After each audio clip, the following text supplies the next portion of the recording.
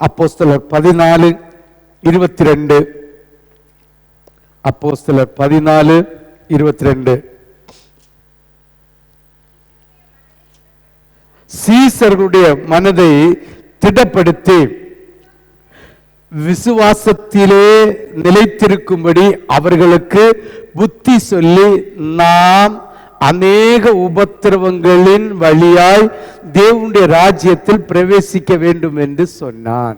உபத்திரவத்தை கண்டு, பாடுகளை கண்டு, நிந்தனைகளை கண்டு, துக்கத்தை கண்டு, துயரத்தை கண்டு பயப்படுகிறவன் ஊழியம் செய்ய முடியாது. ஆமென். ஹல்லேலூயா, ஹல்லேலூயா. சீசருடைய மனதை திடப்படுத்தி விசுவாசத்திலே நிலைத்திருக்கும்படி அவர்களுக்கு புத்தி சொல்லி, நாம் அநேக உபத்திரவங்களின் வழியாய்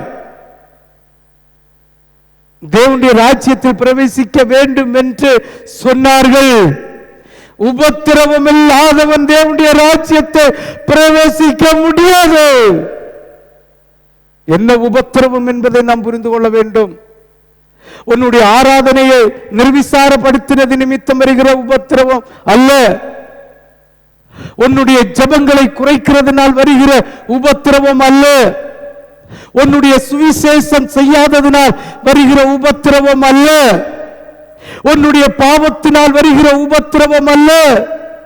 உன்னுடைய வீணான பேச்சினால் வருகிற உபத்திரவம் அல்ல. ஆண்டவருடைய சத்தியத்திற்கு செவி கொடாமல் செய்கிற காரியத்தினால் வருகிற உபத்திரவம் அல்ல.